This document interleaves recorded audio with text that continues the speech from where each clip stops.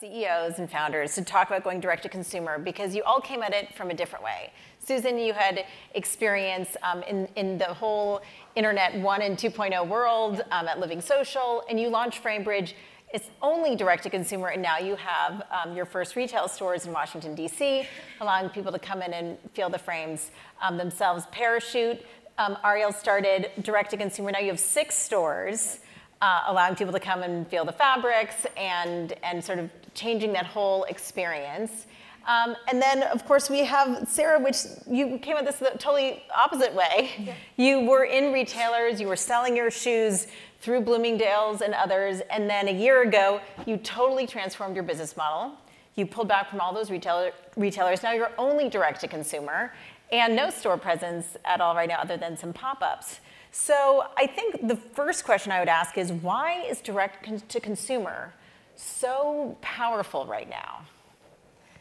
Well, I think one, it is easy to get started. So I think a lot of brands get started because you can target people pretty easily online. And then there's like the extra layer of having a nice visual identity.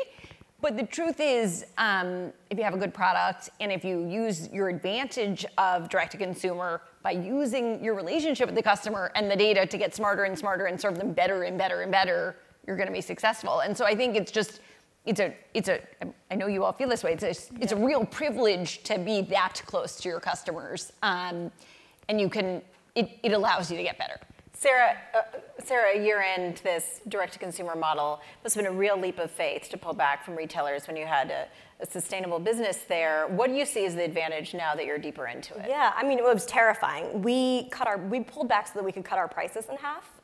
So obviously the advantage of direct-to-consumer is that you can offer the best possible quality and price for your customer.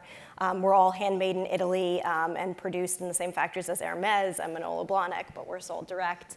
And it's, as you spoke to, it's being that close to the customer and owning your customer data. One of the challenges is that when you work with stores, they only share so much with you, and that's, you know, your customer feedback is your most valuable tool. Now, you mentioned, Susan, this idea of the value of social media and relationships with your consumers.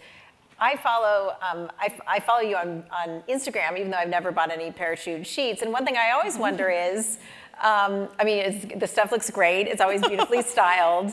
And I know your stores are also that perfectly put together. But people don't buy sheets all the time. It's not like you make a big investment in sheets you know, every couple of months. So how do you maintain that relationship with consumers, and how do you think of the way you use social? Sure. I mean, I think actually what we've seen is that people are shifting their behavior. So 10% of our customers come back within a month.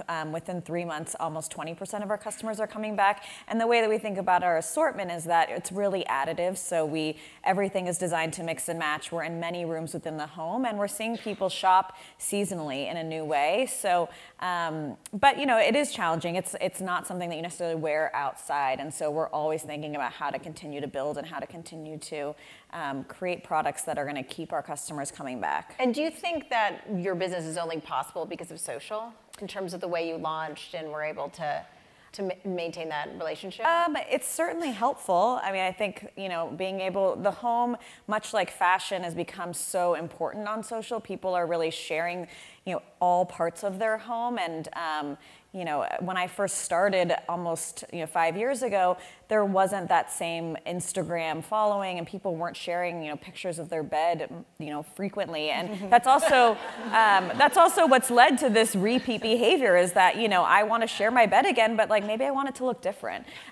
So social is definitely helpful, and word of mouth. I think it's like with any great product, if you enjoy your experience, and for us, it's so much connected to that positive sleep experience. Like if you're having a better night's sleep, that might be something you bring up over drinks, I mean, it's something that people want to talk about.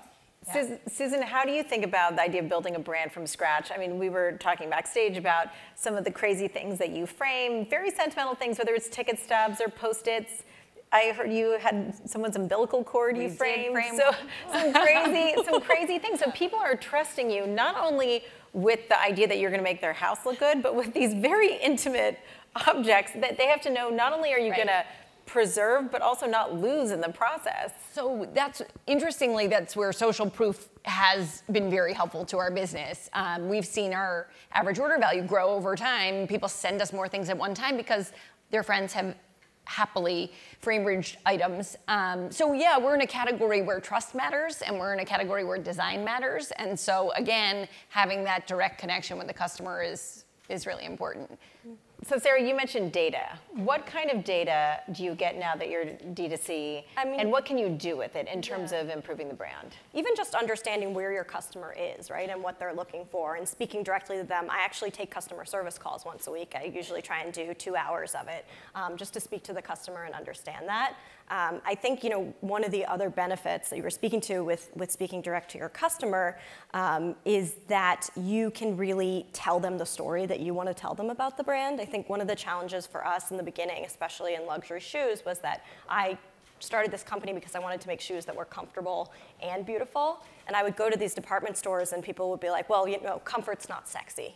It's not, don't talk about that. That's not a good idea. Was it men saying that? No, actually, surprisingly. This idea of beauty is pain and things like that. And, to be able to have the control over telling my customers why comfort is sexy and why they want to opt into it and hearing from them about that has just been so powerful. And is it changing the types of products you're creating when you have more access to data about what people are putting in their cart and not buying, that kind of thing? Definitely. It definitely does. And so would you consider launching a retail location again if you controlled it? Or how do you think about going we'll back to definitely do retail in the future. I think, right now we switched our entire business model, so that was a lot to manage. But I think what's really working in retail, and you do this so well, is creating sort of experiential things that bring your customer into the store, that help you to interact with them, that are super shareable and Instagrammable, and get your customers to interact with each other and talk about the brand, because as you said, referrals are the most valuable thing. Yep. I mean, we think about our stores almost as transaction is secondary to the relationship. So we're trying to create environments and experiences and bring people in not just to shop, but for experiences and for events and workshops and speaker series and all sorts of things that are value add. And so. And how do you make sure that you're using those stores efficiently, not sort of getting sucked into the dangers and the costs of traditional brick and mortar retail? Well, our stores are smaller. So if you think about a traditional home store that is, 3 floors and, so many thousands of square feet, and you're asking 25 people where something is before you find it. Our stores are 1,000, 1,200 square feet. They're designed like a home, so we actually showcase our product in a way that feels really authentic to the way that they would be in your home. So we have a whole bath area with a working sink, so you can actually test the absorbency of the towels. And we have a kitchen in our New York store, and that allows us to bring chefs in to cook a meal for people during one of these events. And so our stores first and foremost are profitable, and that is really important, and that's part of our business model. The stores need to be making revenue and driving appropriate sales, but they really are all about connecting with people. So Susan, you were growing very quickly, and you have now just launched your first, or you have 2 stores in DC. Yeah, haven't opened yet. Haven't opened yet, Yeah. but why did you want to launch these stores? And do you see them more as marketing? Yeah.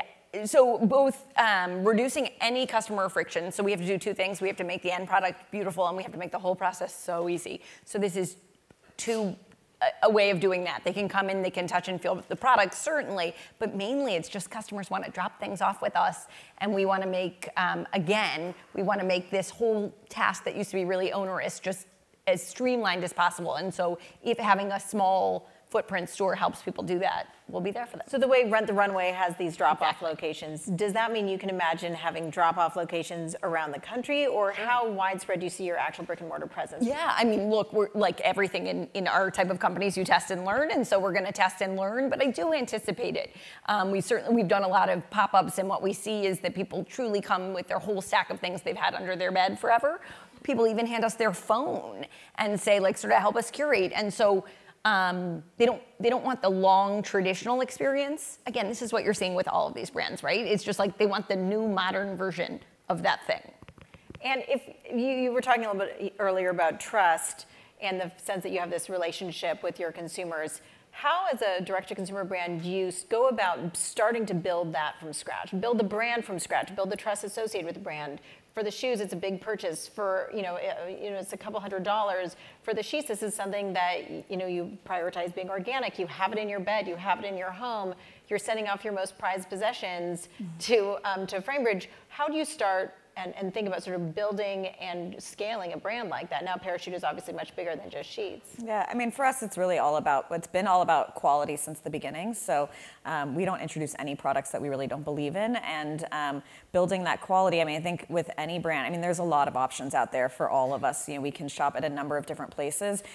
So if you can build that trust and build that loyalty, then people will keep coming back. And, you know, as we've expanded into other categories, people that are loyal sheet customers, you know, when we introduce towels, they already trust us and know that, you know, our standard and our, you know, expectation for quality is going to meet their needs and desires.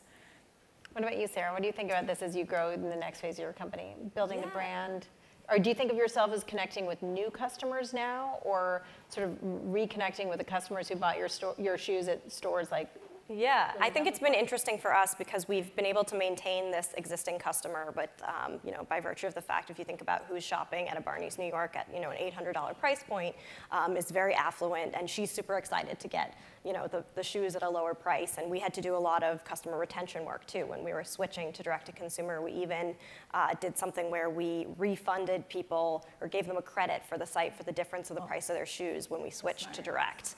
And that was a big trust thing. So you won some loyalty there. Yeah, because that was my biggest concern. I didn't want women who, you know, had spent $800 on a pair of shoes then to come back and say, oh, well, now they're, you know, $400 and feel bad about it. And they were so excited about that they started telling their friends about it, or maybe telling a friend who wouldn't have purchased that shoe before, or someone who's up and coming in their career that now, oh, you just got a promotion, this is the shoe you should treat yourself to.